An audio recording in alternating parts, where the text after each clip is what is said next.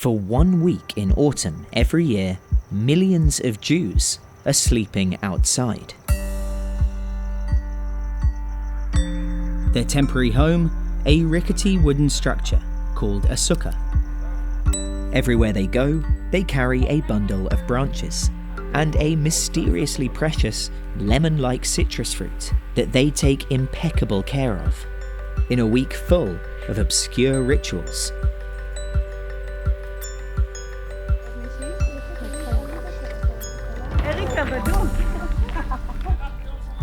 It might sound bizarre, but this is Sukkot, a Jewish holiday just after the autumn harvest.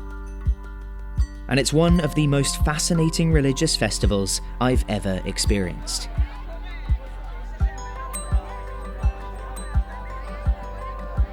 You can hear on my voice how hard did we party, how hard did we celebrate Sukkot. It means that we can live with nothing and with everything. I'm not really sure what's happening right now. I don't really know how to describe it other than a kind of Orthodox Woodstock.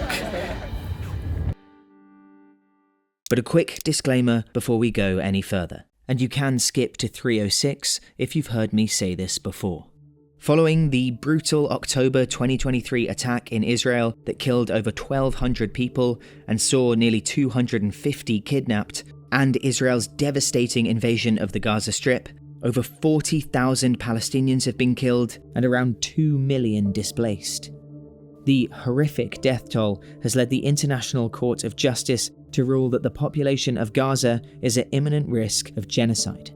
But Israel has ignored international pressure and UN rulings to halt and limit its invasion and bombardment of the Gaza Strip, and has since expanded its invasion to Lebanon, a major escalation in the war.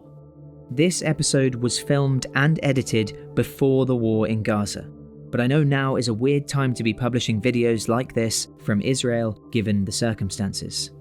My goal through these videos has always been to learn about everything from culture to conflict in the places I cycle through, and present that to you, whoever's watching this. I have covered the war in Gaza and its impacts on Palestinians in 2 other videos that you can find on my channel, and I will continue to cover the occupation of the West Bank in the future. But I am releasing this series mostly in the order that I filmed it, so this particular episode is not about the war. Instead, treat this video just as a glimpse into Sukkot, an important Jewish religious holiday before the war. And keep in mind as you watch it that it does not reflect the gravity of the situation today or the suffering millions are enduring in the occupied Palestinian territories and now Lebanon as well. And with all that context in mind, back to the video. I'd cycled over 120 kilometers through the Negev desert to Mitzpe Ramon, and it was here that I first noticed the rickety wooden sukkahs outside people's homes. During Sukkot, practicing Jewish men are required to live in them for a week. For women, it's optional, and there are exceptions for bad weather and safety, but for the most part, every meal they eat and every night they sleep out in this shelter or tabernacle. That's why another name for Sukkot is the Feast of Tabernacles. In fact, anything you'd normally enjoy inside the house, like watching a movie or hanging out with friends, this week you do it in the sukkah, though you're supposed to keep your conversation clean while you're in here. And there are very specific rules for these sukkahs' construction. The roof must be built from a material that grows from the ground. A lot of people go for date palm leaves. It must provide more shade than sun during the day, but you should also be able to see the stars through it at night, and it needs at least 2 complete sides. Sukkot begins just after the autumn harvest, and at roughly the same time as Israel's rainy season. Its exact dates vary each year, but it always starts in September or October. And every day in the sukkah, a blessing is recited over the 4 species. 3 of them are in this bundle of branches, called a Lulav. They are a date palm, myrtle, and willows. The 4th, and most special, is the Etrog, or citron. You need to keep it, that will be safe, and don't scratch it. Yeah, okay. Practicing Jews take very good care of this fruit during Sukkot, because if you damage the citron at any point during the week, it can no longer be used in the Sukkot rituals you're about to see. This is Etrog, Yep. and this is Lulav. Lulav. And we take him ביחד, together. אנחנו מברכים Bless the God. שיהיה ברכה בכל העולם. It will be a blessing for all the world.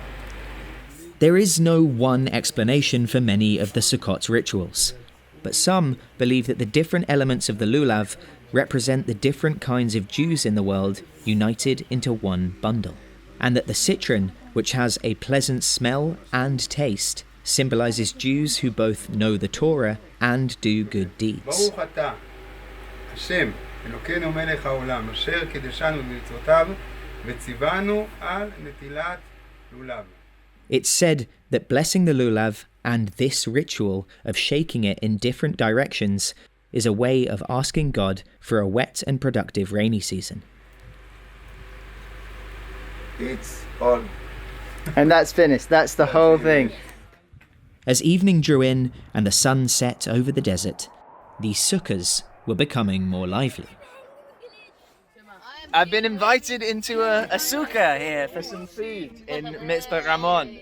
Big part of the tradition is to invite guests into the sukkah. It's known as it's a mitzvah, right? To have guests. So a mitzvah is a kind of blessing, and inviting a guest into the sukkah is considered a mitzvah. Selfie! Thank you everyone. This was awesome, and this is really a cool experience. All right, see you. Bye. Bye. That was really cool. Wow. One of the people there was telling me that the women don't have to sleep outside in the sukkah, so it's the men who do that, and the women can if they want to, but it's not like a rule that they have to.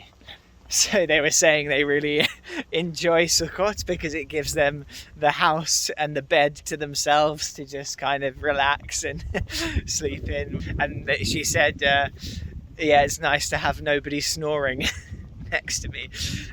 So that was kind of funny. But to properly experience Sukkot, I'd been invited to a festival in an Orthodox community called Shuva, a 120-kilometer ride away.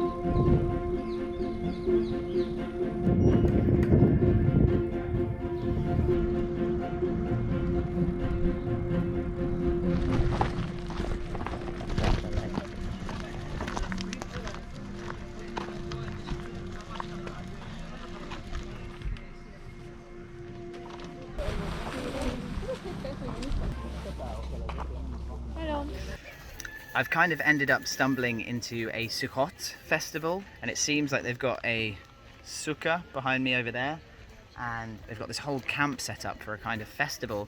And there's going to be lots of food, singing, dancing. My tent is here, so I'm going to be spending the next couple of nights sleeping in the tent here. Yeah, I'm not really sure what's in store.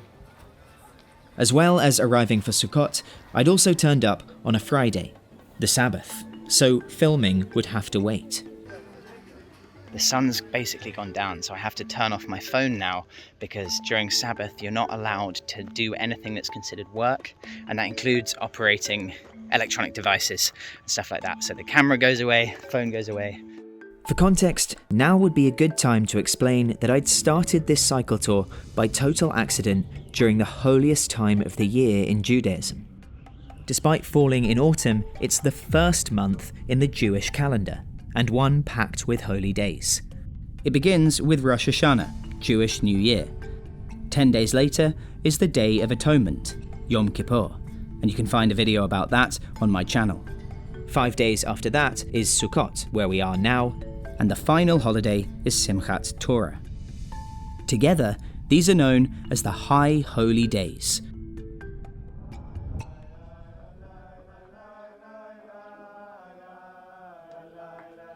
So I've just woken up here in my tent to a lot of singing from people, I think, who are praying up at the other end of the camp.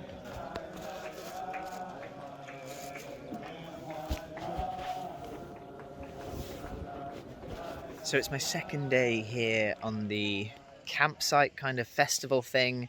I haven't been able to film anything because it's been Sabbath today and it's the sun's setting now.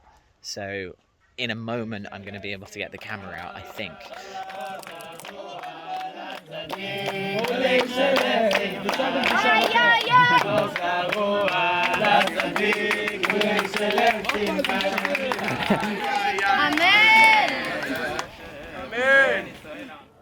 Once I could film again, I met up with Chaim. Hello, Chaim. Hello. He lives here in Shuva and explained a bit more about Sukkot. So the entire first month of the year, which we call Tishrei, is jam-packed full of holidays. You start with the head of the year, Rosh Hashanah, which is the new year, but it's not a time for partying, it's time for crowning the king. You know, this is when we crown God our king, and it's also a little bit where we get judged for the whole next year, what's going to happen. Then we have 10 days between Rosh Hashanah and Yom Kippur where we get even a little bit more introspective and pray harder, because on Yom Kippur, that's the day of atonement when all of our sins get forgiven, and then the party starts.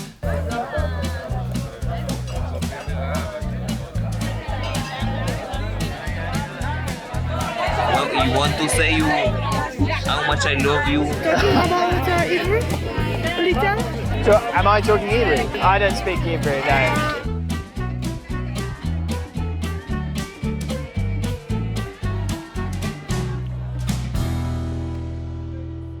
Like Rosh Hashanah and Yom Kippur, sort of like the ceremony of the wedding, the party for the wedding is Sukkot. So we spend a whole week living in these little booths outside, just spending time with the family and lots of friends. And tonight, the final day of Sukkot, that's like an all-nighter, right?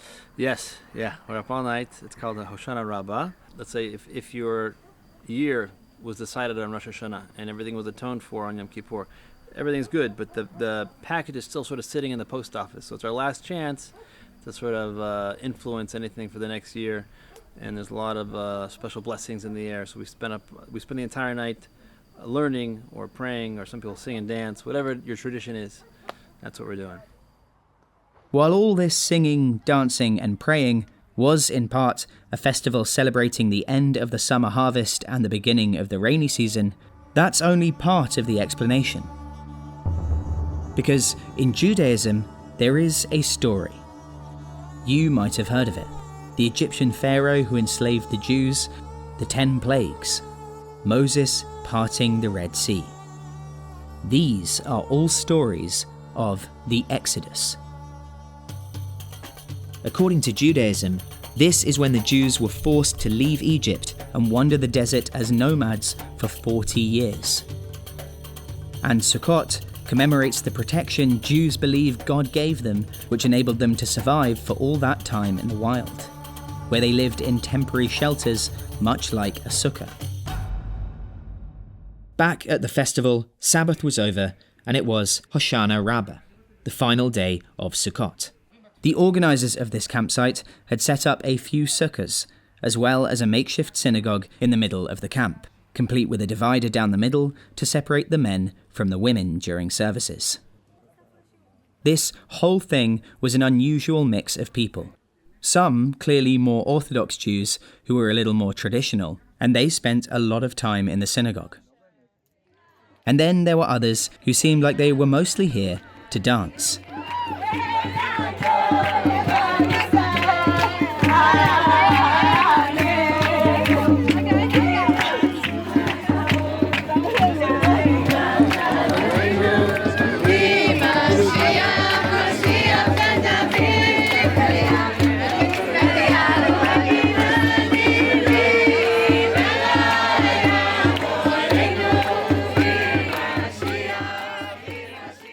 The singing and dancing went on and on. I made it until about 2 a.m. before I called it a night, But when I woke up the next day, a lot of the people here had never stopped.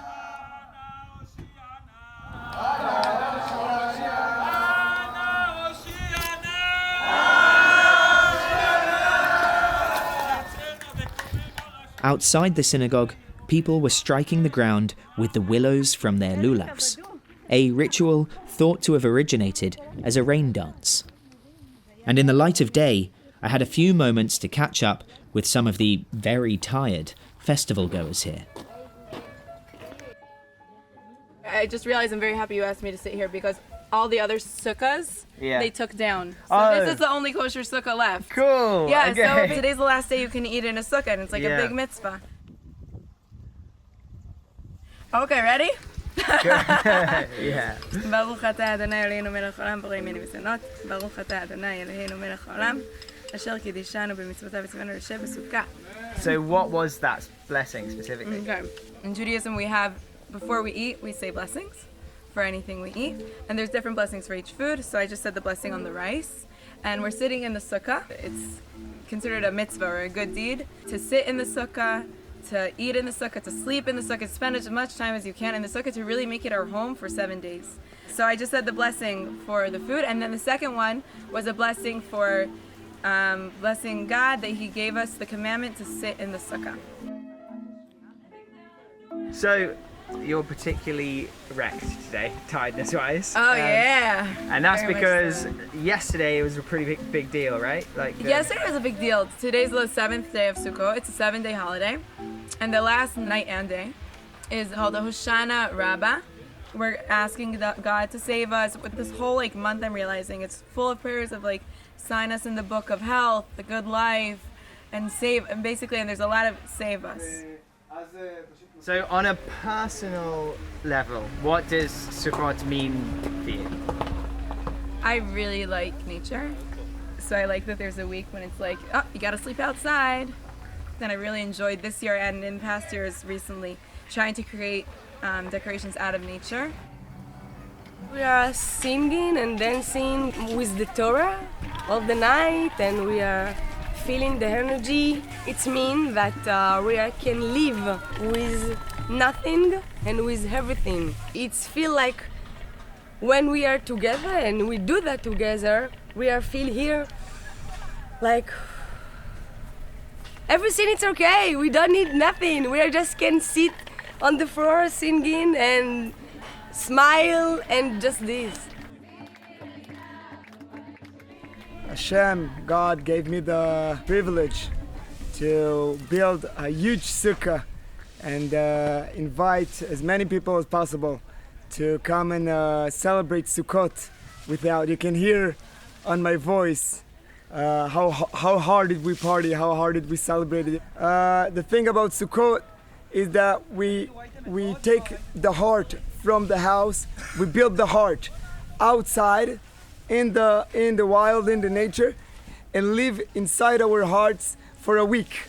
We live inside our hearts and we invite guests to come, and we're hosting other family, friends, and whoever wants to come to join and celebrate inside our hearts. There's something very interesting happening here right now. Oh wow. Whoa. This is not, they're just moving the they get rid of top, it. which was the roof. This is a big mitzvah what we're doing right now. Oh, it is a big Huge mitzvah.